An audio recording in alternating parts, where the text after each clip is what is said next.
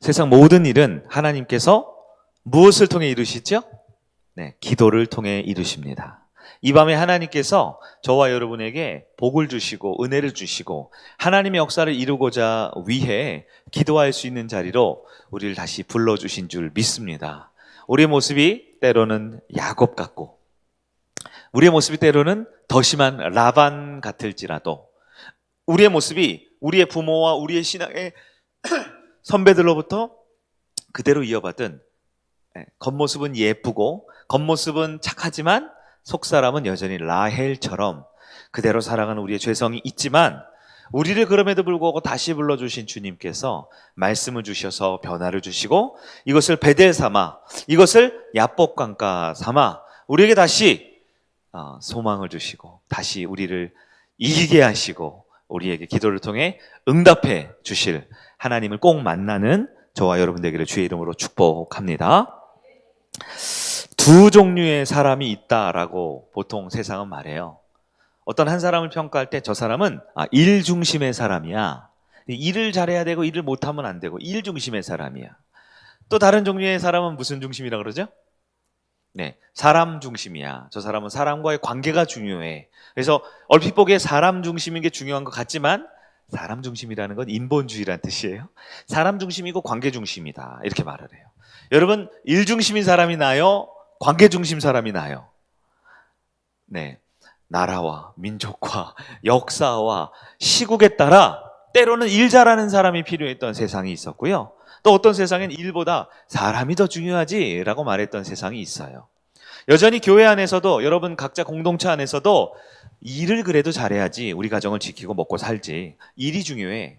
어떤 분들은 그래도 사람이 중요해. 관계가 중요하고 마음이 편안해야지. 여러분 어떤 게 더 중요하세요? 일이 중요합니까? 사람이 중요합니까? 네. 그러나 우리는 세 번째 종류의 사람을 알고 있습니다. 이 세 번째 종류의 사람은 하나님 중심의 사람입니다. 항상 하나님을 마음의 중심에 두고 일을 할 때나 사람을 만날 때나 어떤 일을 성공하거나 실패할 때 어떤 관계가 좋을 때나 그렇지 못할 때 변함없이 하나님을 바라보고 하나님 중심으로 살아가는 것이 바로 우리 성도들의 삶이 되어야 할 줄 믿으시기를 바랍니다. 일 중심의 사람은 일이 성공하고 실패할 때마다 요동쳐요. 요동칩니다. 저도 꽤 일 중심의 사람이기 때문에 일이 잘 될 때는 좋아하다가 일이 잘할 때는 막 가라앉기도 하고 화도 나기도 하고 막 그래요. 사람 중심의 사람은 사람과의 관계 때문에 희노애락가 거기 다 들어가 있어요. 관계가 좋으면 세상 다 좋은 것 같지만 관계가 나쁘면 상처를 입고 절망하고 낙심에 빠지지요. 하지만 내가 일 중심의 사람이든 관계 중심의 사람 중심의 사람이든 하나님 중심의 사람이 되기를 결단할 때 여전히 일, 사람 다 포기할 수 없지만 내가 어떤 상황 환경에도 요동하지 아니하고 하나님의 뜻과 하나님의 놀라운 일들을 이루어가는 의의 도구로 사용될 수 있는 우리 성일의 가족들이 되어야 할 줄 믿으시기를 바랍니다. 하나님 중심의 사람은 세상의 이런 여론과 세상의 여러 가지 시국과 여러 환경 가운데 흔들리지 않아요. 왜냐하면 성경에 오늘 2021년 바로 지금을 살고 있는 이 한국 상황이 그대로 다 들어가 있잖아요. 하나님이 어떻게 하나님을 선택한 사람들에게 복을 주시고 하나님 없이 살아가는 사람들에게 어떤 기근과 어떤 총칼과 어떤 전염병을 주시는지를 보여주고 있잖아요. 여러분, 성도는 죽음조차도 두려워하지 않습니다. 하나님이 지금 허락하신 사명을 마무리 지어야 한다라는, 지금 주신 삶을 마감해야 한다라는 것을 아는 사람들이에요. 그리고 하나님이 분명 이것이 끝이 아니라 더 나은 새로운 삶을 준비하고 있다라는 것을 깨닫는 사람이 바로 성도들의 모습입니다. 우리 하나님이 여러분에게 마지막에 뭐라고 물어보실까요? 아무개야, 너 얼마나 많은 일을 했니? 그렇게 물어보실까요? 혹은 아무개야, 너 얼마나 많은 사람에게 선한 영향을 끼쳤니? 그렇게 물어보실까요? 네. 성도는 일과 사람에 매여 있지 아니하고 항상 하나님 중심으로 살아갈 수 있어야 합니다. 일도 잘해야 하고 관계도 중요하지만 더 우선하는 그 하나님을 바라볼 수 있는 우리 성일의 진실한 진짜 성도님들 되어주시길 간절히 축원합니다. 사회적 거리두기가 유지됐다고 결론이 이번 주 났죠? 5월 말까지. 그래서 가정의 달도 5명 이상이 사적 모임을 못한다 그러더라고요. 네. 교회나 여러 활동 단체도 마찬가지로 여러 백신이 더 집단 면역이 형성될 때까지는 조심하고 더 주의해야 할 것은 지당한 사실입니다.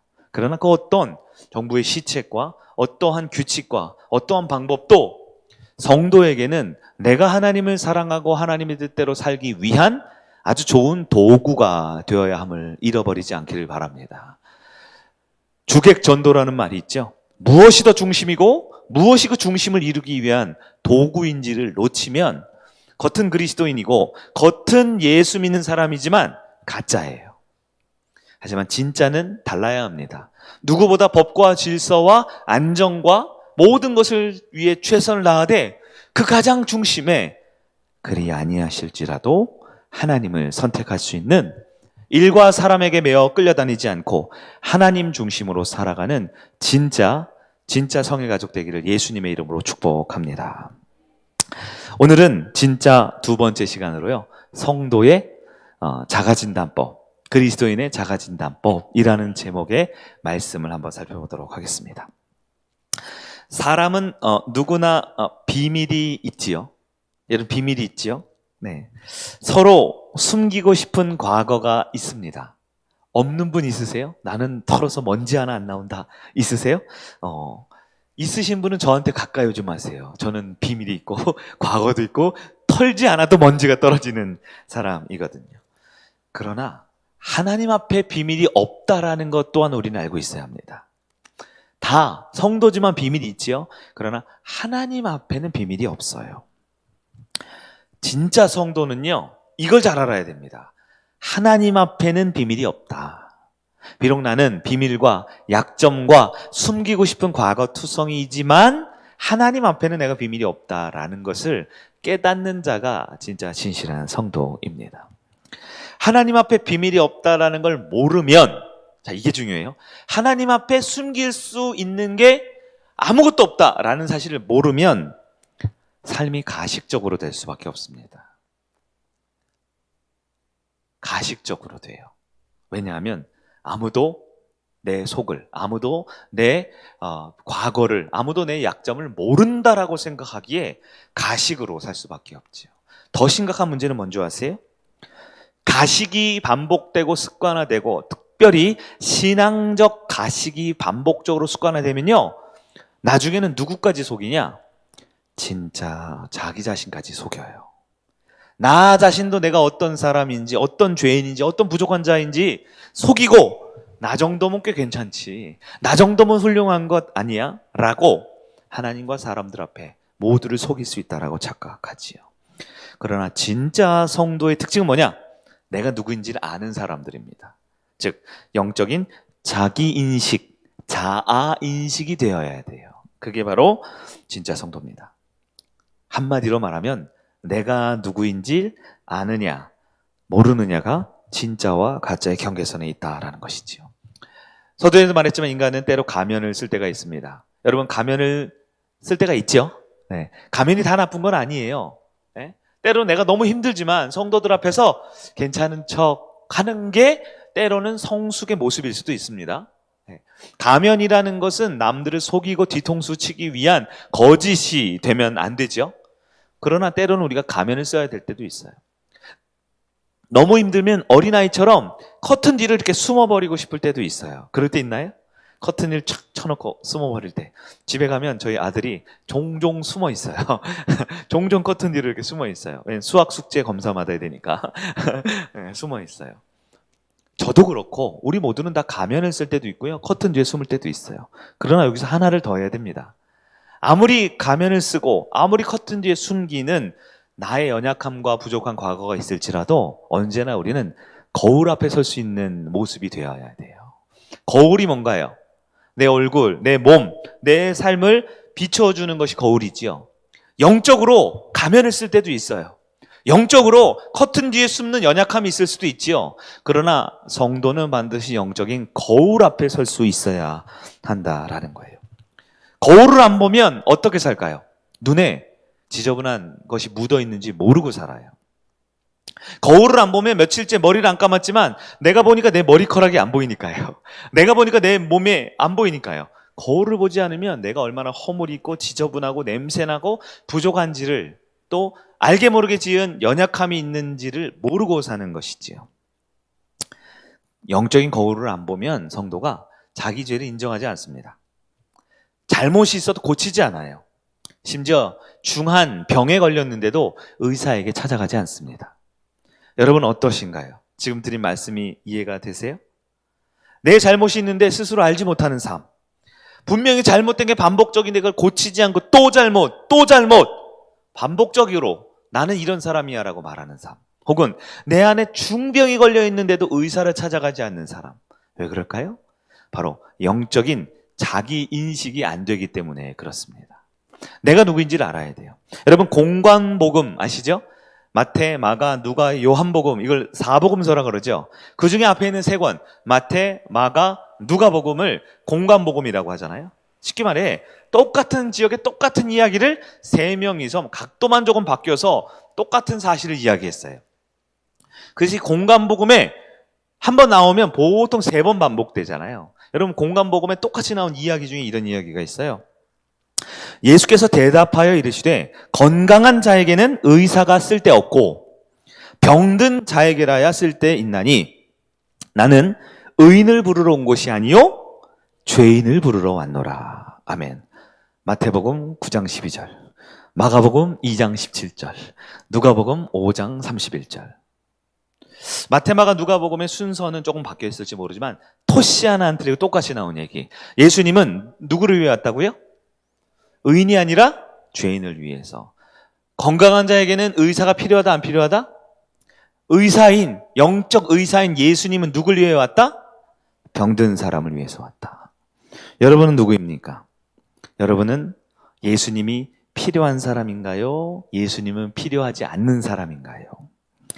하나님의 그 치유와 회복과 은혜가 필요한 사람인가요? 아니면 이 정도면 괜찮아 하는 사람인가요?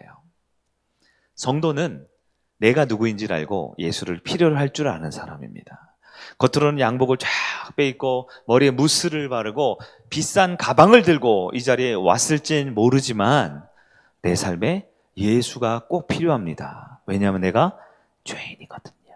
내가 건강하지 않거든요. 라고 커튼 뒤에라도, 가면 뒤에라도 거울을 들여다볼 수 아는 사람이 성도다라는 것입니다. 그러므로 진짜 성도가 되기 위해, 혹은 진짜 성도임을 확인하기 위해 내가 누구인지를 아는 것이 아주 중요합니다. 오늘은 내가 누구인지 아는 걸 몇 가지 한번 질문을 던져보려고 그래요. 여러분, 어떤 특정한 분이나 어떤 상황에 대한 목회자가 지적하고 싶은 것이 아니라 오늘 주신 이 말씀들, 주어지는 이 영적인 질문들을 늘 메모하고 되새겨보고 거울 보듯이 내 스스로를 볼 때 진짜인 성도는 더 진짜답게, 가짜인 척 살았던 성도는 가짜의 모습을 버리고 진짜의 모습으로, 때로는 진짜인지 가짜인지도 모르고 물에 물탄 술에 물탄 막 혼합된 삶을 사는 사람에게는 진짜 성도의 삶을 결단하는 이 밤이 되기를 바랍니다. 첫 번째, 진짜 성도인 것을 확인하는 작아진다. 첫 번째 질문은요, 내가 가장 원하는 것은 무엇인가? 이걸 물어봐야 돼요. 내가 가장 원하는 것은 무엇인가? 이걸 물어볼 수 있어야 돼요. 자, 마음을 가라앉히고 주변을 신경 쓰지 마시고 내 내면에 한번 솔직하게 한번 지금 한번 생각해 보세요. 내가 이 세상에서 가장 원하는 것은 무엇인가? 3초 드릴게요. 생각해 보세요. 네. 틀에 박힌 진부한 답 말고요. 그냥 교회에서 왠지 이렇게 대답해야 될 것 같은 답 말고요. 정말 내가 원하는 것이 무엇인가? 이게 좀 헷갈리면 이렇게 질문을 바꿔도 돼요. 내가 가장 두려워하는 것은 무엇인가? 그 반대를 원하는 거거든요. 가장 원하는 거 혹은 가장 두려워하는 거, 혹은 내가 가장 하고 싶은 것은 무엇인가? 아마 일반적인 많은 세상 사람들에게 물어보면 가장 원하는 것 무엇일까요? 행복한 가정을 이루고 싶다. 성공적으로 사업을 하고 싶다. 돈을 많이 벌고 싶다. 혹은 누군가에게 존경받고 존중받을 수 있는 훌륭한 사람, 훌륭한 인격, 훌륭한 더 나은 사람. 그래서 좋은 관계를 맺고 싶다. 혹은 너무 복잡하고 힘들어. 지금 그냥 마음이 평안했으면 좋겠어요. 좀 편안했으면 좋겠어요. 죽고 싶은 마음이 없어졌으면 좋겠어요. 어떤 분들은 괜찮아요. 이번 생은 이왕 고생한 거 그냥 제가 원하는 건 우리 자식들이 나처럼은 좀 안 살고 좀 잘 좀 살았으면 좋겠네요. 여러분, 제가 지금 몇 가지만 예를 든 거예요. 네. 여러분 어때요? 정말 내가 원하는 게 뭡니까? 내가 원하는 게 뭔지 모르는 사람은 불행한 사람이겠죠? 네. 많은 현대인들은 원하는 게 뭔지 몰라요. 네. 그리고 내가 원한다고 꺼내는 것도 결국은 뭔가를 하기 위한 건데 그게 뭔지 잘 몰라요. 그러니까 마귀가 주는 유혹에 빠지죠.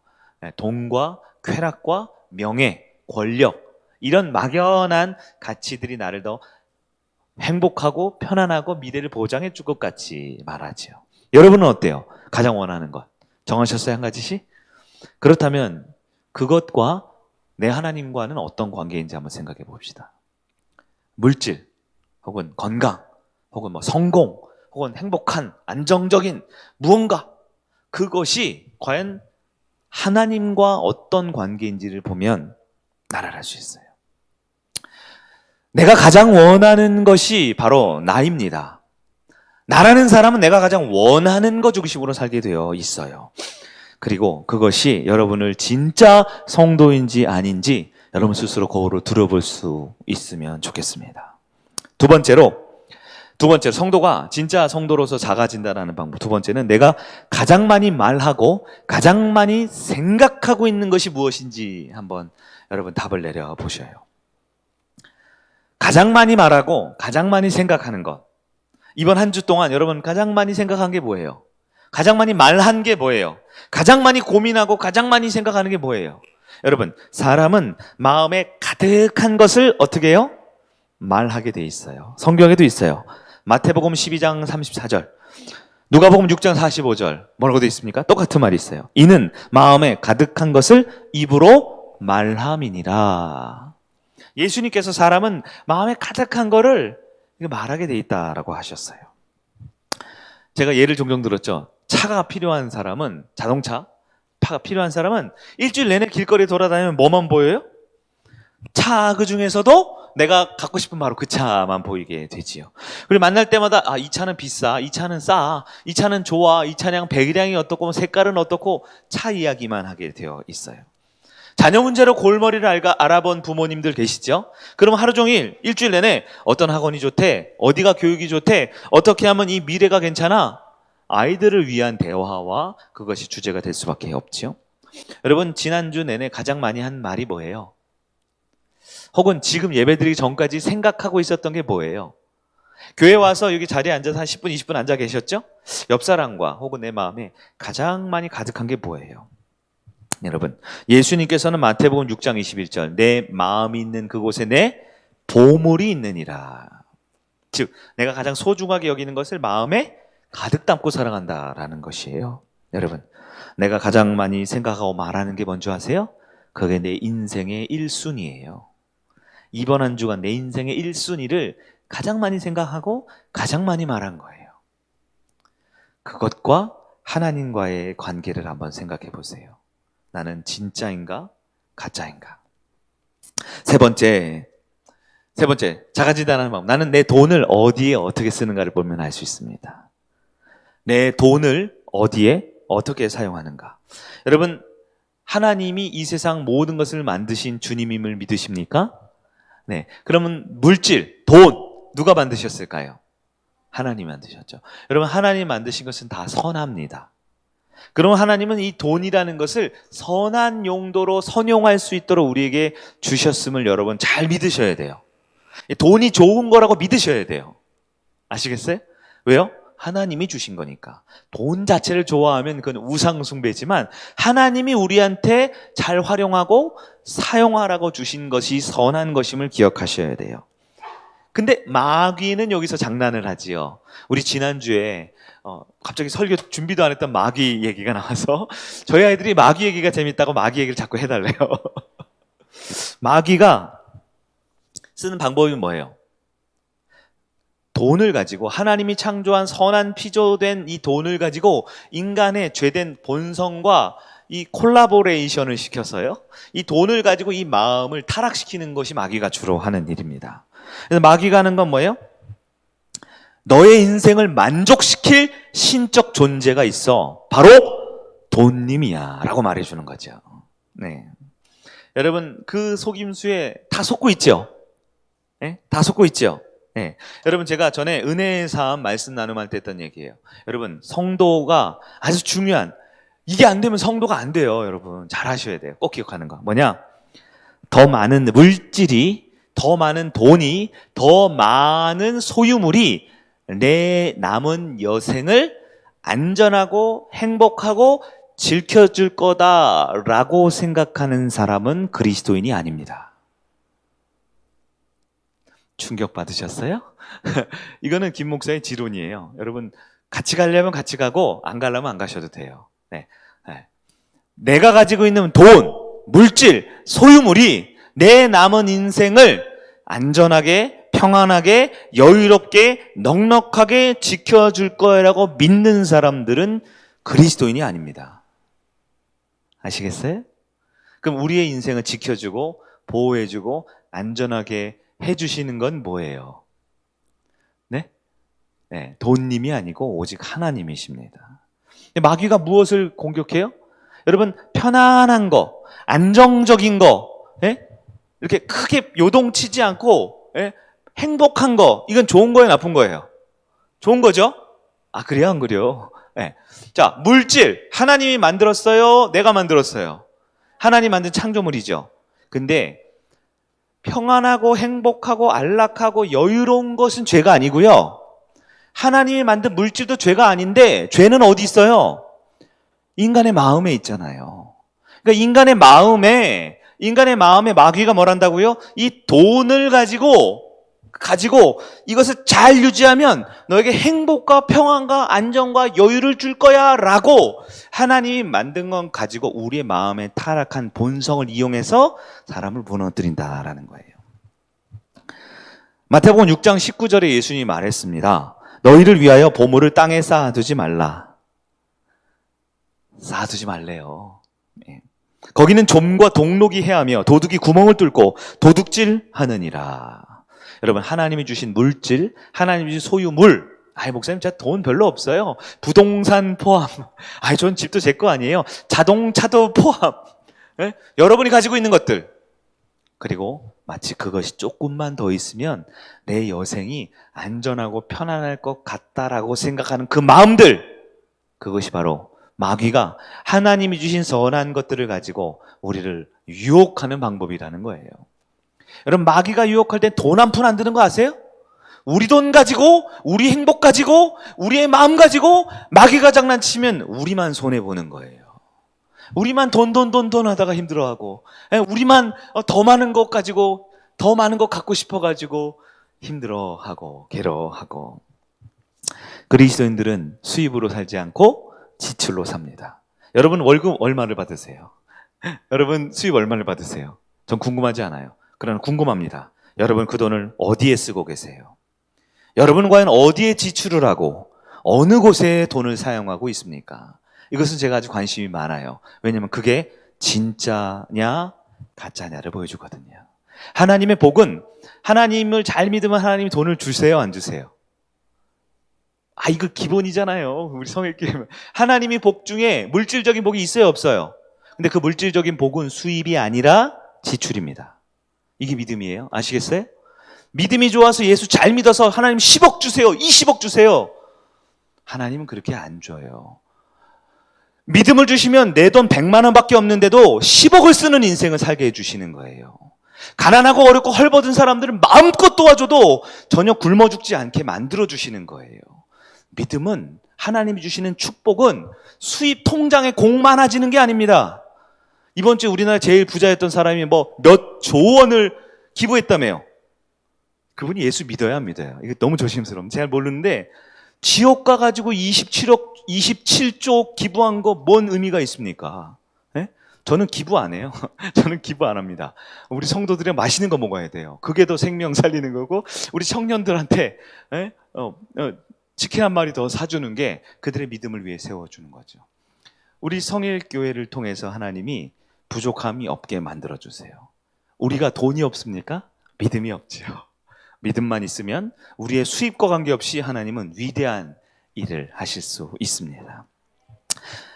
정말 우리 그 청년들이나 젊은 세대가 요즘 많이 등록을 하고 있잖아요. 제가 새가족이 등록할 때 꼭 하는 게 있어요. 꼭 하는 게 있어요. 목사님이 등록할 때 뭔 얘기예요? 돈 얘기하죠. 저는 돈 얘기를 꼭 합니다. 왜냐하면 예수님이 저한테 분명히 가르쳐 준 거거든요. 세상에는 두 종류의 사람이 있어. 네. 하나님을 하나님으로 믿는 사람과 돈을 하나님으로 믿는 사람. 예수님을 안 믿는다라는 것은 평생 돈을 하나님으로 믿는 사람들이 교회 안에 와서 등록을 해서 하나님이 내 주인이라고 믿게 하는 게 바로 예수 믿는 거예요. 그러므로 돈 얘기를 합니다. 뭐라고요? 주일날 예배를 드리면 주정 헌금을 하라고 합니다. 아멘 해야 되는 거 아니에요? 예수님을 믿고 예배 드릴 때 주정 헌금을 하라. 이게 돈 얘기입니까? 믿음의 얘기입니까? 이게 세상에 잘 먹고 잘 사는 얘기입니까? 아니면 생명에 관한 얘기입니까? 하나님의 백성은 주님 앞에 나올 때 주정 예물을 드려야 돼요. 드려야 돼요. 근데 제가 우리 새가족부 가정과 얘기를 종종 하는데요. 목사님 그 얘기 하지 마세요. 근데 제가 자꾸 하는 게 있어요. 뭐냐면 새가정 등록할 때 아무개 형제님, 아무개 자매님, 우리 교회는 주정 예물을 해야 됩니다. 그냥 기분 따라 컨디션 따라 그냥 즉흥적으로 막 하면 안 되고요. 정하시고 예물을 드려야 합니다. 그러면 제가 뭐라 그래요? 1,000원만 하세요 라고 얘기해요. 1,000원만 하시면 됩니다. 네, 이거 잘 들으셔야 돼요. 이거는 금요 예배 정도 오시는 분들 정도 돼야지 믿음에 받아들일 수 있는 얘기예요. 그랬더니 1,000원만 하는 분들이 있어요. 근데 여러분 잘 들으세요. 1,000원이 큰 돈이에요? 작은 돈이에요? 하나도 중요하지 않아요. 1,000원이라는 것을 목사님이 등록할 때 1,000원만 하세요라고 말할 때 이 1,000원은 뭘 말할까요? 1000이 아니고요.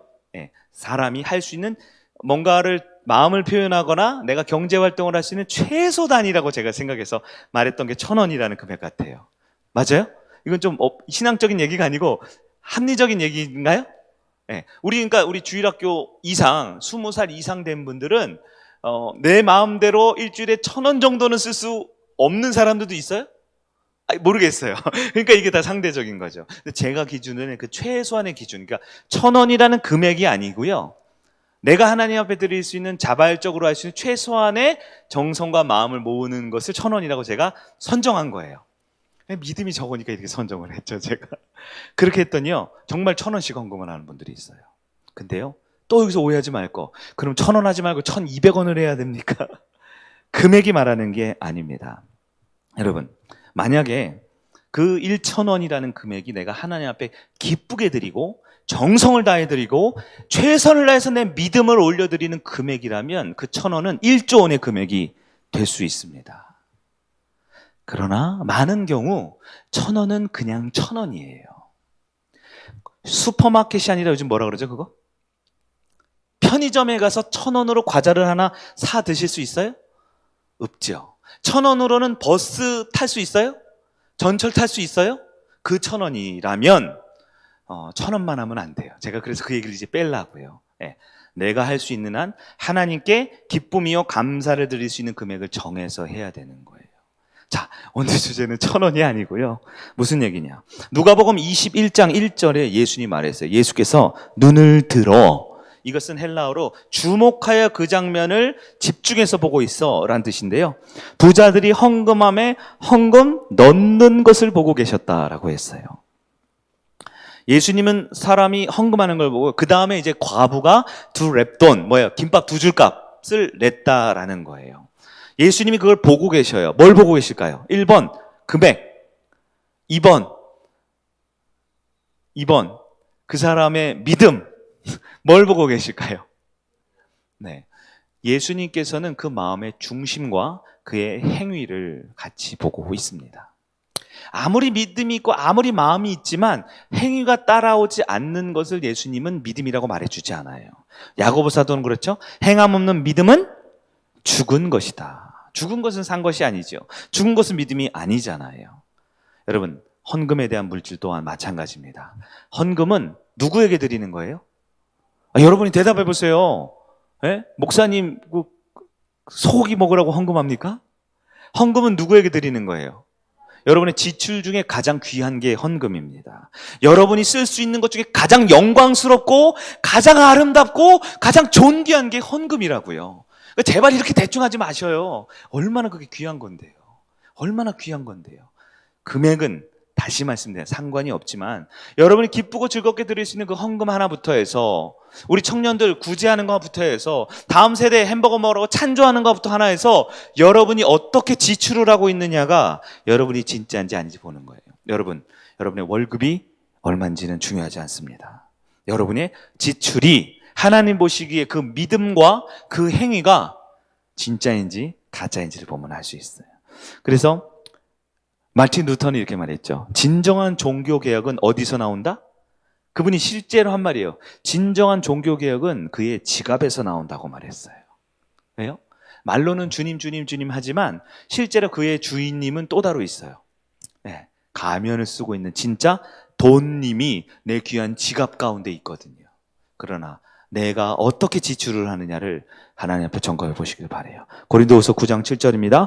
각각 그 마음에 정한 대로 할 것이요 인색함으로나 억지로 하지 말지니 하나님은 즐겨내시는 자를 사랑하시느니라. 여러분, 예물을 드릴 때 인색함이 있다라면 기도하고 하세요. 억지로 하는 것이 있으면 피하세요. 즐겨서 기쁨으로 하나님의 영광을 위해서, 그것이 예물이든 그것이 우리 자녀들과 함께 외식하는 것이든 아니면 내가 꼭 필요해서 자동차를 구매하는 것이든 여러분이 하나님 안에 있으면 그것은 바로 여러분의 지출은 바로 진짜 성도의 지출이 될 수 있습니다. 네 번째, 나는 여가 시간을 어떻게 사용하는가를 보면 알 수 있습니다.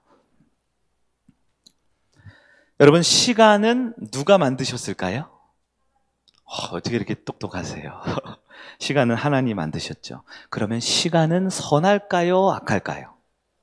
네? 시간은 선해요? 악해요? 선하죠. 근데 왜 이렇게 시간 때문에 힘들어하세요? 왜 이렇게 맨날 시간이 없어요? 시간이 없어요. 저희가 해야 되는데 시간이 부족해. 왜 이렇게 시간을 미워하세요? 그리고 시간을 안타까워하세요? 시간은 하나님이 만든 건데. 여러분, 시간이 없는 게 아니라 내 믿음이 없는 거죠. 하나님이 주신 시간을 내가 믿음 안에 쓰지 못하는 거죠. 왜 시간이 없습니까? 그것은요, 원망할 대상이 없으니까 하나님을 원망하는 것과 똑같은 거예요. 여러분, 시간의 주인이 하나님을 믿으시기를 바랍니다. 그 하나님을 의지하면 나에게 주신 시간을 하나님이 잘 쓸 수 있도록 만들어 주세요. 진짜 성도는 시간을 선용할 수 있지만 가짜들은요, 늘 시간에 끌려다닙니다. 그래서 믿음 없는 성도가 제일 많이 하는 말 뭐래요? 시간이 없다라는 거예요. 절대 그렇지 않아요. 시간이 없지 않아요. 시간이 왜 없습니까? 하나님이 만든 건데요. 하나님은 전혀 1.1획도 오류가 없이 완벽하게 우리에게 시간을 창조해 주신 완전한 하나님이십니다. 내가 그 시간을 하나님 안에서 못 쓰는 거지요. 그렇습니다. 만약에 하나님 아주 특별한 계획과 목적을 따라 누군가를 꼼짝달싹 못하게, 옴짝달싹 못하게 만들 수도 있어요. 시간이 진짜 물리적인 시간이 제한되고 내가 하고 싶은데 안 될 수 있어요. 아주 특별한 경우에 사도 바울에게 2년 동안 가이사라 빌립보 감옥에 가둬놓으셨습니다. 그때는 봄소풍 못 가요. 전도여행 못 가요. 꼼짝달싹 못하게 감옥에 앉혀서 대제사장과 누구죠? 그 총독과 왕, 분봉 왕에게 복음을 전해야 했어요.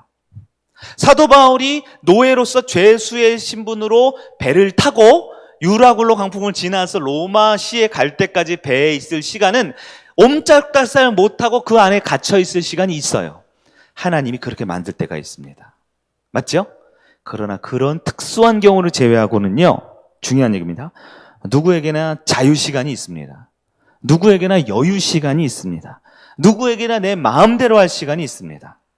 여러분, 이게 동의가 안 되시면 이따 기도를 세게 하셔야 돼요. 목사님, 내가 얼마나 바쁜지 몰라서 그래요. 바쁘시지만 자유시간이 있습니다. 여유시간이 있습니다. 내 마음대로 할 시간이 있습니다. 그 시간에 무엇을 하고 있습니까? 내게 주어진 시간에 무엇을 합니까? 하나님이 기뻐하는 진짜의 삶을 삽니까? 아닌 수만 가지 수억 가지의 일들이 있어요. 그것을 하고 있습니까? 혹시 내게 주어진 자유시간, 여가시간, 남는 시간, 할 수 있는 시간을 나를 위해서 내 욕구와 내 즐거움과 내 쾌락만을 위해서 쓰면서 하나님 앞에 나왔을 때 시간이 없다, 바쁘다. 우리 하나님이 정말 화를 많이 내실지 몰라요. 여러분, 교회 와서 더 일을 많이 하라는 게 아니에요. 더 열심히 하라는 게 아닙니다. 하나님 앞에, 창조하신 그분 앞에 시간이 없다라고 변명하지 말고 나에게 주신 시간을 하나님 안에서 쓸 수 있는 지혜로운 여러분 되기를 바랍니다. 왜 이렇게 교회에서 사역들을 대충 하시는 분들인지 모르겠어요. 이건 설교가 아니라 잔소리네요. 네. 왜 그렇게 한 줄 아세요? 내 시간이 내 거라고 생각해서 그래요. 그러니까 내가 할 거, 내가 준비할 거 다 하고 하나님 앞에 드려야 할, 하나님이 기쁘게 받아주실 내 물질과 내 정성보다 더 귀한 그 시간으로 하나님께 예배드리고 봉사하고 섬기고 주님을 사랑할 수 있는 그 시간을 아까워서 내 마음대로 다 쓰다가 그거 아까워서 일을 제대로 못하는 거면 하나님한테 혼납니다. 여러분, 시간이 없는 게 아니라 우리 믿음을 점검해야 합니다. 하나님이 주시는 시간, 하나님 안에서 능력 있게 쓰는 여러분 되길 바랍니다. 5번째, 시간이 좀 갔네요. 나는 어떤 사람들과 어울리는가를 한번 보세요. 유유상종이란 말이 있죠. 성경은 아니지만 비슷한 사람들끼리 어떻게 한다? 어울린다라는 뜻이죠. 사도행전 4장 23절이 그런 말씀이 있어요. 사도들이 노임에, 이건요 감옥에 갇혀있다 극적으로 탈출해 놓여진 거예요.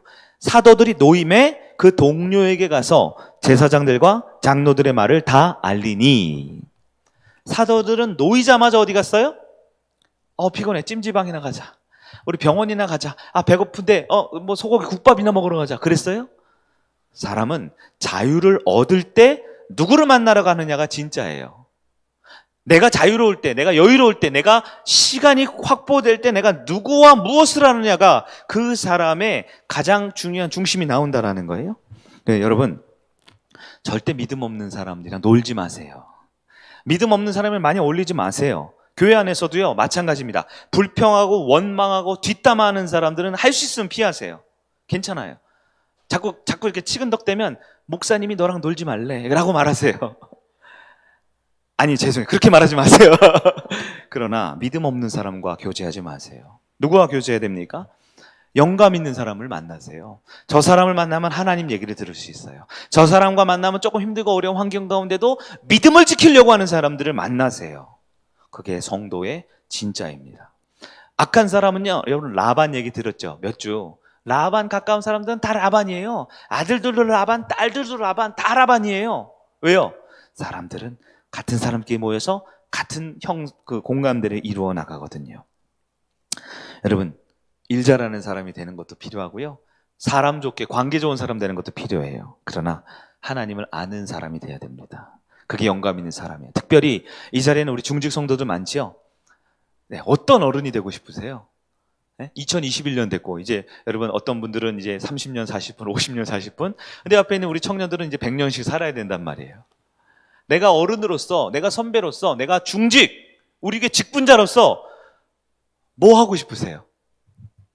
네? 뭐 하고 싶으세요? 돈 많이 버셔가지고 헌금 많이 하신다고요? 그 5년 전에도 그 얘기했는데 별로 안 하시는 것 같은데. 아마 더 버셔도 헌금 안 할걸요? 왜요? 하나님이 은혜 주신 분은 버는 것과 관계없이 뭘로 산다? 수입이 아니라 지출로 살거든요. 믿음대로 하시면 돼요. 그러나 여러분, 어른이 되셔야 돼요. 어떤 어른이요? 하나님을 아는 어른이 되주셔야 돼요. 다음 세대에게 어떻게 하면 성공하는지, 어떻게 하면 공부 잘하는지, 어떻게 똑바로 앉아서 예배 드려야 되는지, 그것보다 어떻게 하나님을 만났는지, 하나님을 더 사랑하는 방법은 무엇인지, 환난과 역경과 고난 가운데 있을지라도 하나님을 선택하는 삶이 무엇인지 그거를 좀 보여주는 어른이 되어주셔야 돼요. 그러면 우리 교회는 사람들이 오고 싶은 교회가 됩니다. 목사님 말씀이 좋으면 교회가 부흥합니까? 네, 목사님 말씀은 다 좋아요. 설문조사 해보세요. 새 가지고 오면 말씀 좋냐? 그럼 다 좋다 그러지. 떠나면서도 좋다는 거는 해요. 네. 그럼 뭐가 좋냐? 사람들이 친절하면 좋냐? 친절하면 좋죠. 2달 동안. 2달 지나면요. 2달 지났는데도 신할 것 같아요? 친절하게 할 것 같아요? 2달 지나면 야 빨리빨리 와봐. 새 가져왔으니까 빨리 일해. 빨리 방 닦아. 벌써 2달 지나면 이제 사역자라고 일 시키잖아요. 진짜 좋은 교회가 뭐예요? 매주 올 때마다 하나님 얘기를 들을 수 있는 교회가 좋은 교회죠. 그 교회가 사람들이 모이는 교회예요. 분명해요. 부흥하는 교회는 하나님 얘기를 합니다. 주차장은 좀 낡아도요, 의자는 좀 불편해도요, 에어컨은 조금 덜 시원해도요, 하나님의 살아있는 영감 있는 얘기를 하는 교회, 그게 진짜 좋은 교회지요. 나머지 세 개는 빼도록 하겠습니다. 시간 관계상. 자가 진단을 좀 보았어요. 여러분, 가장 원하는 것이 무엇입니까? 그거 자체가 더럽잖아요. 돈 하나님이 창조한 거예요. 건강한 거 하나님이 병들게 만드셨어요. 건강하게 만드셨어요. 건강은 좋은 거예요. 그러나 그것과 하나님과 어떤 관계가 있어요? 혹시 하나님 잠깐 나와봐요. 돈 벌어야 되니까. 하나님 잠깐 비켜봐요. 건강해야 되니까. 하나님 잠깐 좀 가만히 좀 계세요. 5인 거리 두기도 몰라요. 하나님은.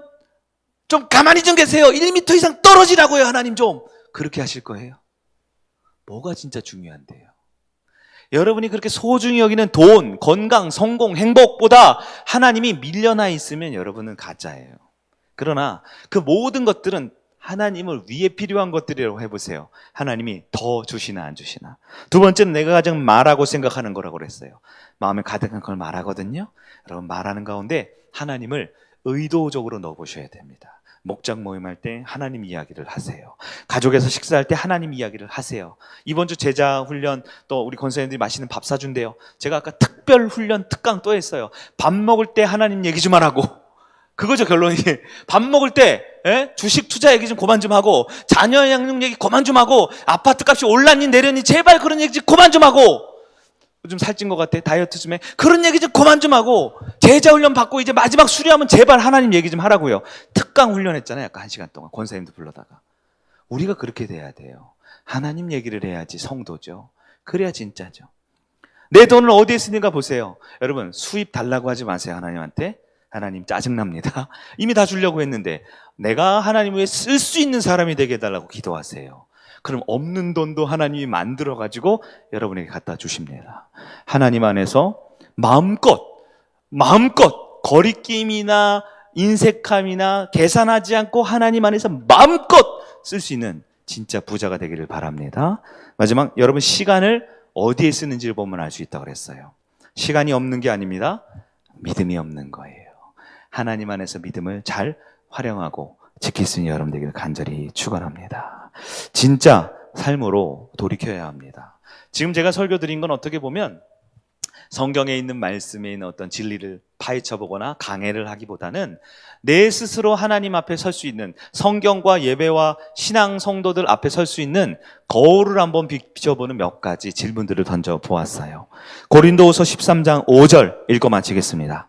너희가 믿음에 있는가? 너희 자신을 시험하고 너희 자신을 확증하라.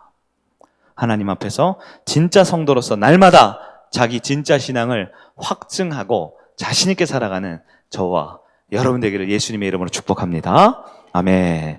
우리 함께 찬양하고 기도하는 시간을 갖도록 하겠습니다.